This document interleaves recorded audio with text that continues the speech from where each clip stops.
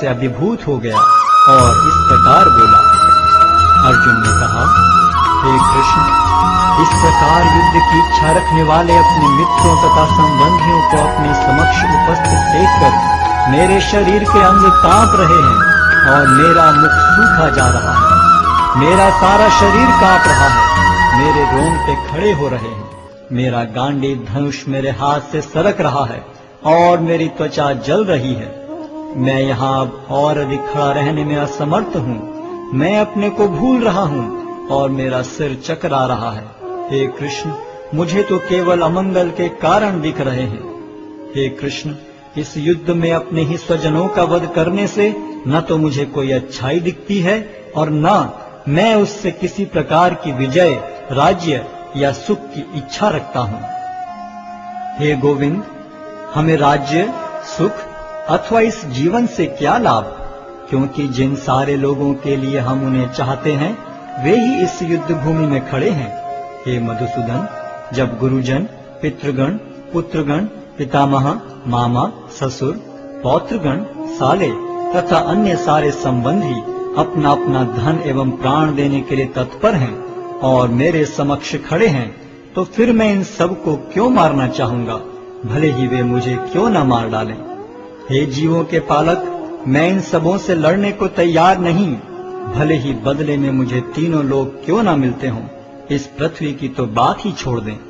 भला धृतराष्ट्र के पुत्रों को मारकर हमें कौन सी प्रसन्नता मिलेगी। यदि हम ऐसे आतताइयों का वध करते हैं तो हम पर पाप चढ़ेगा। अतः यह उचित नहीं होगा कि हम धृतराष्ट्र के पुत्रों तथा उनके मित्रों का वध करें। हे लक्ष्मीपति कृष्ण, इससे हमें क्या लाभ होगा और अपने ही कुटुंबियों को मारकर हम किस प्रकार सुखी हो सकते हैं।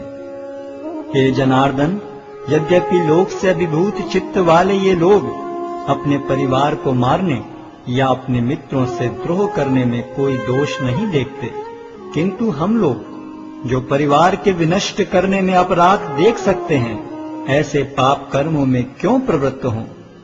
कुल का नाश होने पर सनातन कुल परंपरा नष्ट हो जाती है और इस तरह शेष कुल भी अधर्म में प्रवृत्त हो जाता है।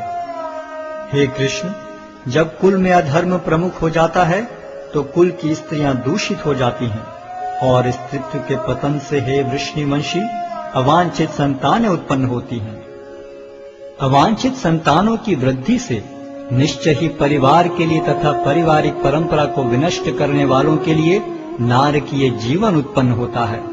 ऐसे पतित कुलों के पुरखे गिर जाते हैं, क्योंकि उन्हें जल तथा पिंडदान देने की क्रियाएं समाप्त हो जाती हैं। जो लोग कुल परंपरा को विनष्ट करते हैं और इस तरह अवांछित संतानों को जन्म देते हैं, उनके दुष्कर्मों से समस्त प्रकार की सामुदायिक योजनाएं तथा पारिवारिक कल्याण कार्य विनष्ट हो जाते हैं।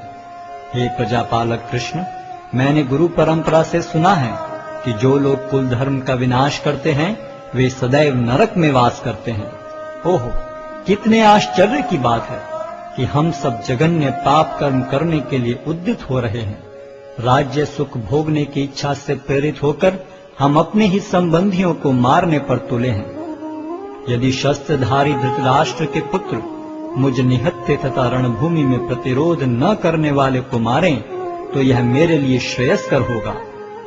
संजय ने कहा, युद्ध भूमि में इस प्रकार कहकर अर्जुन ने अपना धनुष तथा बाण एक ओर रख दिया और शोक संतप्त चित्त से रथ के आसन पर बैठ गया।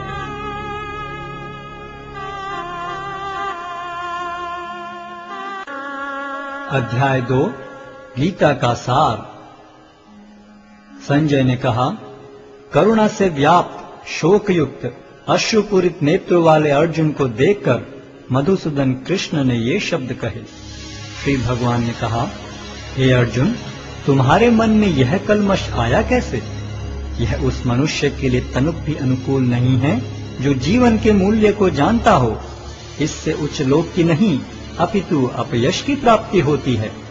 हे प्रतापुत्र, इस हीन नपुंसकता को प्राप्त मत हो, यह तुम्हें शोभा नहीं देती। हे शत्रुओं के दमन करता, हृदय की शुद्ध दुर्बलता को त्याग कर युद्ध के लिए खड़े हो। अर्जुन ने कहा, हे शत्रुहंता, हे मधुसूदन, मैं युद्ध भूमि में किस तरह भीष्म तथा द्रोण जैसे पूजनीय व्यक्तियों पर उलटकर बाण चलाऊंगा। ऐसे महापुरुषों को जो मेरे गुरु हैं, उन्हें मारकर जीने की अपेक्षा इस संसार में भीख मांगकर खाना अच्छा है। भले ही वे सांसारिक लाभ के इच्छुक हों, किंतु हैं तो गुरुजन ही। यदि उनका वध होता है तो हमारे द्वारा भोग्य प्रत्येक वस्तु उनके रक्त से सनी होगी। हम यह भी नहीं जानते कि हमारे लिए क्या श्रेष्ठ है, उनको जीतना या उनके द्वारा जीते जाना। यदि हम धृतराष्ट्र के पुत्रों का वध कर देते हैं तो हमें जीवित रहने की आवश्यकता नहीं है, फिर भी वे युद्ध भूमि में हमारे समक्ष खड़े हैं। अब मैं अपनी कृपण दुर्बलता के कारण अपना कर्तव्य भूल गया हूँ और सारा धैर्य खो चुका हूँ। ऐसी अवस्था में मैं आपसे पूछ रहा हूँ कि जो मेरे लिए श्रेयस्कर हो उससे निश्चित रूप से बताएं। अब मैं आपका शिष्य हूँ और आपका शरणागत हूँ, कृपया मुझे उपदेश दें। मुझे ऐसा कोई साधन नहीं दिखता जो मेरी इंद्रियों को सुखाने वाले इस शोक को दूर कर सके। स्वर्ग पर देवताओं के अधिपत्य की तरह इस धन धान्य संपन्न सारी पृथ्वी पर निष्कंटक राज्य प्राप्त करके भी मैं इस शोक को दूर नहीं कर सकूंगा। संजय ने कहा। इस प्रकार कहने के बाद शत्रुओं का दमन करने वाला अर्जुन कृष्ण से बोला, हे गोविंद, मैं युद्ध नहीं करूंगा, और चुप हो गया। हे भरतवंशी धृतराष्ट्र, उस समय दोनों सेनाओं के मध्य शोकमग्न अर्जुन से कृष्ण ने मानो हंसते हुए ये शब्द कहे। श्री भगवान ने कहा, तुम पांडित्यपूर्ण वचन करते हुए उनके लिए शोक कर रहे हो जो शोक करने योग्य नहीं हैं। जो विद्वान होते हैं वे न तो जीवित के लिए न ही मृत के लिए शोक करते हैं। ऐसा कभी नहीं हुआ कि मैं न रहा हूं या तुम न रहे हो, अथवा ये समस्त राजा न रहे हों, और न ऐसा है कि भविष्य में हम लोग नहीं रहेंगे। जिस प्रकार शरीरधारी आत्मा इस शरीर में बाल्यावस्था से तरुणावस्था में और फिर वृद्धावस्था में निरंतर अग्रसर होता रहता है, उसी प्रकार मृत्यु होने पर आत्मा दूसरे शरीर में चला जाता है। धीर व्यक्ति ऐसे परिवर्तन से मोह को प्राप्त नहीं होता। हे कुंती पुत्र, सुख तथा दुख का क्षणिक उदय तथा कालक्रम में उनका अंतर्धान होना सर्दी तथा गर्मी की ऋतुओं के आने जाने के समान है। हे भरतवंशी, वे इंद्रिय बोध से उत्पन्न होते हैं और मनुष्य को चाहिए कि अविचल भाव से उनको सहन करना सीखे। हे पुरुष श्रेष्ठ अर्जुन, जो पुरुष सुख तथा दुख में विचलित नहीं होता और इन दोनों में संभाव रखता है, वह निश्चित रूप से मुक्ति के योग्य है।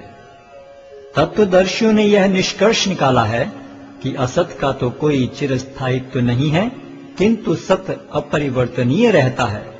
उन्होंने इन दोनों की प्रकृति के अध्ययन द्वारा यह निष्कर्ष निकाला है। जो सारे शरीर में व्याप्त है उसे ही तुम अविनाशी समझो। उस अव्यय आत्मा को नष्ट करने में कोई भी समर्थ नहीं है। अविनाशी, अप्रमेय तथा शाश्वत जीव के भौतिक शरीर का अंत अवश्यम भावी है। अतः हे भरतवंशी, युद्ध करो। जो इस जीवात्मा को मारने वाला समझता है तथा जो इसे मरा हुआ समझता है, वे दोनों ही अज्ञानी हैं, क्योंकि आत्मा न तो मरता है और न मारा जाता है। आत्मा के लिए किसी भी काल में न तो जन्म है न मृत्यु। वह न तो कभी जन्मा है, न जन्म लेता है और न जन्म लेगा। वह अजन्मा, नित्य, शाश्वत तथा पुरातन है। शरीर के मारे जाने पर वह मारा नहीं जाता। हे पार्थ, जो व्यक्ति यह जानता है कि आत्मा अविनाशी, अजन्मा, शाश्वत तथा अव्यय है, वह भला किसी को कैसे मार सकता है या मरवा सकता है। जिस प्रकार मनुष्य पुराने वस्त्रों का त्याग कर नए वस्त्र धारण करता है, उसी प्रकार आत्मा पुराने तथा व्यर्थ के शरीरों को त्याग कर नवीन भौतिक शरीर धारण करता है। यह आत्मा न तो कभी किसी शस्त्र द्वारा खंड खंड किया जा सकता है, न अग्नि द्वारा जलाया जा सकता है, न जल द्वारा भिगोया या वायु द्वारा सुखाया जा सकता है। यह आत्मा अखंडित तथा अघुलनशील है। इसे न तो जलाया जा सकता है न ही सुखाया जा सकता है। यह शाश्वत, सर्वव्यापी, अविकारी, स्थिर तथा सदैव एक सा रहने वाला है। यह आत्मा अव्यक्त, अकल्पनीय तथा अपरिवर्तनीय कहा जाता है। यह जानकर तुम्हें शरीर के लिए शोक नहीं करना चाहिए, किंतु यदि तुम यह सोचते हो कि आत्मा अथवा जीवन का लक्षण सदा जन्म लेता है तथा सदा मरता है, तो भी हे महाबाहु, तुम्हारे शोक करने का कोई कारण नहीं है। जिसने जन्म लिया है उसकी मृत्यु निश्चित है और मृत्यु के पश्चात पुनर्जन्म भी निश्चित है। अतः अपने अपरिहार्य कर्तव्य पालन में तुम्हें शोक नहीं करना चाहिए। सारे जीव प्रारंभ में अव्यक्त रहते हैं, मध्य अवस्था में व्यक्त होते हैं और विनष्ट होने पर पुनः अव्यक्त हो जाते हैं।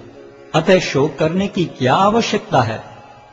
कोई आत्मा को आश्चर्य से देखता है, कोई इसे आश्चर्य की तरह बताता है तथा कोई इसे आश्चर्य की तरह सुनता है, किंतु कोई कोई इसके विषय में सुनकर भी कुछ नहीं समझ पाते। हे भरतवंशी, शरीर में रहने वाले का कभी भी वध नहीं किया जा सकता, अतः तुम्हें किसी भी जीव के लिए शोक करने की आवश्यकता नहीं है। क्षत्रिय होने के नाते अपने विशिष्ट धर्म का विचार करते हुए तुम्हें जानना चाहिए कि धर्म के लिए युद्ध करने से बढ़कर तुम्हारे लिए अन्य कोई कार्य नहीं है। अतः तुम्हें संकोच करने की कोई आवश्यकता नहीं है। हे पार्थ, वे क्षत्रिय सुखी हैं जिन्हें ऐसे युद्ध के अवसर अपने आप प्राप्त होते हैं, जिससे उनके लिए स्वर्ग लोक के द्वार खुल जाते हैं। किंतु यदि तुम युद्ध करने के स्वधर्म को संपन्न नहीं करते, तो तुम्हें निश्चित रूप से अपने कर्तव्य की उपेक्षा करने का पाप लगेगा और तुम योद्धा के रूप में भी अपना यश खो दोगे। लोग सदैव तुम्हारे अपयश का वर्णन करेंगे और सम्मानित व्यक्ति के लिए अपयश तो मृत्यु से भी बढ़कर है। जिन जिन महान योद्धाओं ने तुम्हारे नाम तथा यश को सम्मान दिया है, वे सोचेंगे कि तुमने डर के मारे युद्ध भूमि छोड़ दी है और इस तरह वे तुम्हें तुच्छ मानेंगे। तुम्हारे शत्रु अनेक प्रकार के कटु शब्दों से तुम्हारा वर्णन करेंगे और तुम्हारी सामर्थ्य का उपहास करेंगे। तुम्हारे लिए इससे दुखदाई और क्या हो सकता है? हे कुंती पुत्र, तुम यदि युद्ध में मारे जाओगे तो स्वर्ग प्राप्त करोगे, या यदि तुम जीत जाओगे तो पृथ्वी के साम्राज्य का भोग करोगे। अतः दृढ़ संकल्प करके खड़े हो और युद्ध करो। तुम सुख या दुख, हानि या लाभ, विजय या पराजय का विचार किए बिना युद्ध के लिए युद्ध करो। ऐसा करने पर तुम्हें कोई पाप नहीं लगेगा। यहाँ मैंने वैश्लेषिक अध्ययन द्वारा इस ज्ञान का वर्णन किया है। अब निष्काम भाव से कर्म करना बता रहा हूँ, उसे सुनो। हे प्रतापपुत्र, तुम यदि ऐसे ज्ञान से कर्म करोगे तो तुम कर्मों के बंधन से अपने को मुक्त कर सकते हो। इस प्रयास में न तो हानि होती है न ही ह्रास, अपितु इस पथ पर की गई अल्प प्रगति भी महान भय से रक्षा कर सकती है। जो इस मार्ग पर चलते हैं वे प्रयोजन में दृढ़ रहते हैं और उनका लक्ष्य भी एक होता है। हे कुरुनंदन, जो दृढ़ प्रतिज्ञ नहीं है उनकी बुद्धि अनेक शाखाओं में विभक्त रहती है। अल्पज्ञानी मनुष्य वेदों के उन अलंकारिक शब्दों के प्रति अत्यधिक आसक्त रहते हैं जो स्वर्ग की प्राप्ति, अच्छे जन्म, शक्ति इत्यादि के लिए विविध सकाम कर्म करने की संस्तुति करते हैं। इंद्रिय तृप्ति तथा ऐश्वर्य में जीवन की अभिलाषा के कारण वे कहते हैं कि इससे बढ़कर और कुछ नहीं है। जो लोग इंद्रिय भोग तथा भौतिक ऐश्वर्य के प्रति अत्यधिक आसक्त होने से ऐसी वस्तुओं से मोहग्रस्त हो जाते हैं, उनके मनों में भगवान के प्रति भक्ति का दृढ़ निश्चय नहीं होता। वेदों में मुख्यतः प्रकृति के तीनों गुणों का वर्णन हुआ है। हे अर्जुन, इन तीनों गुणों से ऊपर उठो, समस्त द्वैतों और लाभ तथा सुरक्षा की सारी चिंताओं से मुक्त होकर आत्मपरायण बनो। एक छोटे से कूप का सारा कार्य एक विशाल जलाशय से तुरंत पूरा हो जाता है। इसी प्रकार वेदों के आंतरिक तात्पर्य जानने वाले को उनके सारे प्रयोजन सिद्ध हो जाते हैं। तुम्हें अपना कर्म करने का अधिकार है, किंतु कर्म के फलों के तुम अधिकारी नहीं हो। तुम न तो कभी अपने आप को अपने कर्मों के फलों का कारण मानो, न ही कर्म न करने में कभी आसक्त हो। हे अर्जुन, जय अथवा पराजय की समस्त आसक्ति त्याग कर समभाव से अपना कर्म करो, ऐसी समता योग कहलाती है। हे धनंजय, भक्ति के द्वारा समस्त गर्हित कर्मों से दूर रहो और उसी भाव से भगवान की शरण ग्रहण करो। जो व्यक्ति अपने सकाम कर्म फलों को भोगना चाहते हैं वे कृपण हैं। भक्ति में संलग्न मनुष्य इस जीवन में ही अच्छे तथा बुरे कार्यों से अपने को मुक्त कर लेता है। अतः योग के लिए प्रयत्न करो, क्योंकि सारा कार्य कौशल यही है। इस तरह भगवत भक्ति में लगे रहकर बड़े बड़े ऋषि, मुनि अथवा भक्तगण अपने आप को इस भौतिक संसार में कर्म के फलों से मुक्त कर लेते हैं। इस प्रकार वे जन्म मृत्यु के चक्र से छूट जाते हैं और भगवान के पास जाकर उस अवस्था को प्राप्त करते हैं जो समस्त दुखों से परे है। जब तुम्हारी बुद्धि मोह रूपी सघन वन को पार कर जाएगी तो तुम सुने हुए तथा सुनने योग्य सब के प्रति अन्य मनस्क हो जाओगे। जब तुम्हारा मन वेदों की अलंकारमयी भाषा से विचलित न हो और वह आत्म साक्षात्कार की समाधि में स्थिर हो जाए, तब तुम्हें दिव्य चेतना प्राप्त हो जाएगी। अर्जुन ने कहा, हे कृष्ण, अध्यात्म में लीन चेतना वाले व्यक्ति के क्या लक्षण हैं? वह कैसे बोलता है तथा उसकी भाषा क्या है? वह किस तरह बैठता और चलता है? श्री भगवान ने कहा, हे पार्थ, जब मनुष्य मनोधर्म से उत्पन्न होने वाली इंद्रिय तृप्ति की समस्त कामनाओं का परित्याग कर देता है और जब इस तरह से विशुद्ध हुआ उसका मन आत्मा में संतोष प्राप्त करता है, तो वह विशुद्ध दिव्य चेतना को प्राप्त स्थित प्रज्ञ कहा जाता है, जो त्रय तापों के होने पर भी मन में विचलित नहीं होता अथवा सुख में प्रसन्न नहीं होता और जो आसक्ति, भय तथा क्रोध से मुक्त है, वह स्थिर मन वाला मुनि कहलाता है। इस भौतिक जगत में जो व्यक्ति न तो शुभ की प्राप्ति से हर्षित होता है और न अशुभ के प्राप्त होने पर उससे घृणा करता है, वह पूर्ण ज्ञान में स्थिर होता है। जिस प्रकार कछुआ अपने अंगों को संकुचित करके खोल के भीतर कर लेता है, उसी तरह जो मनुष्य अपनी इंद्रियों को इंद्रिय विषयों से खींच लेता है, वह पूर्ण चेतना में दृढ़ता पूर्वक स्थिर होता है। देहधारी जीव इंद्रिय भोग से भले ही निवृत्त हो जाए, पर उसमें इंद्रिय भोगों की इच्छा बनी रहती है। लेकिन उत्तम रस के अनुभव होने से ऐसे कार्यों को बंद करने पर वह भक्ति में स्थिर हो जाता है। हे अर्जुन, इंद्रियां इतनी प्रबल तथा वेगवान हैं कि वे उस विवेकी पुरुष के मन को भी बलपूर्वक हर लेती हैं जो उन्हें वश में करने का प्रयत्न करता है। जो इंद्रियों को पूर्णतया वश में रखते हुए इंद्रिय संयम करता है और अपनी चेतना को मुझ में स्थिर कर देता है, वह मनुष्य स्थिर बुद्धि कहलाता है। इंद्रिय विषयों का चिंतन करते हुए मनुष्य की उनमें आसक्ति उत्पन्न हो जाती है और ऐसी आसक्ति से काम उत्पन्न होता है और फिर काम से क्रोध प्रकट होता है। क्रोध से पूर्ण मोह उत्पन्न होता है और मोह से स्मरण शक्ति का विभ्रम हो जाता है। जब स्मरण शक्ति भ्रमित हो जाती है तो बुद्धि नष्ट हो जाती है और बुद्धि नष्ट होने पर मनुष्य भवकूप में पुनः गिर जाता है। किंतु समस्त राग तथा द्वेष से मुक्त एवं अपनी इंद्रियों को संयम द्वारा वश में करने में समर्थ व्यक्ति भगवान की पूर्ण कृपा प्राप्त कर सकता है। इस प्रकार से कृष्ण भावनामृत में तुष्ट व्यक्ति के लिए संसार के तीनों ताप नष्ट हो जाते हैं और ऐसी तुष्ट चेतना होने पर उसकी बुद्धि शीघ्र ही स्थिर हो जाती है। जो कृष्ण भावनामृत में परमेश्वर से संबंधित नहीं है, उनकी न तो बुद्धि दिव्य होती है और न ही मन स्थिर होता है, जिसके बिना शांति की कोई संभावना नहीं है। शांति के बिना सुख हो भी कैसे सकता है? जिस प्रकार पानी में तैरती नाव को प्रचंड वायु दूर बहा ले जाती है, उसी प्रकार विचरणशील इंद्रियों में से कोई एक जिस पर मन निरंतर लगा रहता है, मनुष्य की बुद्धि को हर लेती है। अतः हे महाबाहु, जिस पुरुष की इंद्रियां अपने अपने विषयों से सब प्रकार से विरत होकर उसके वश में है, उसी की बुद्धि निस्संदेह स्थिर है। जो सब जीवों के लिए रात्रि है, वह आत्म संयमी के जागने का समय है, और जो समस्त जीवों के जागने का समय है, वह आत्मनिरीक्षक मुनि के लिए रात्रि है।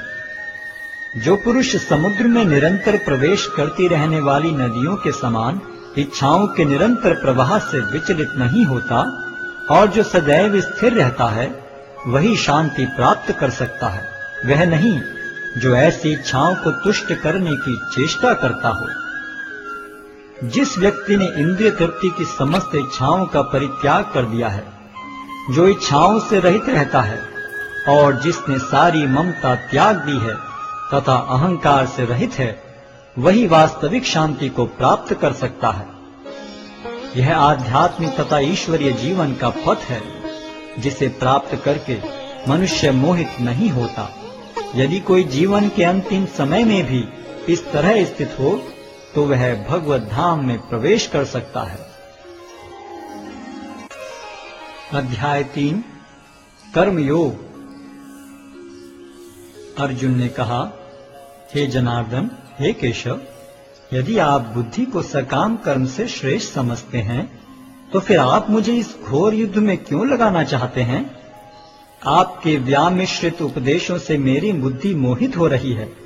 अतः कृपा करके निश्चय पूर्वक मुझे बताएं कि इनमें से मेरे लिए सर्वाधिक श्रेयस्कर क्या होगा।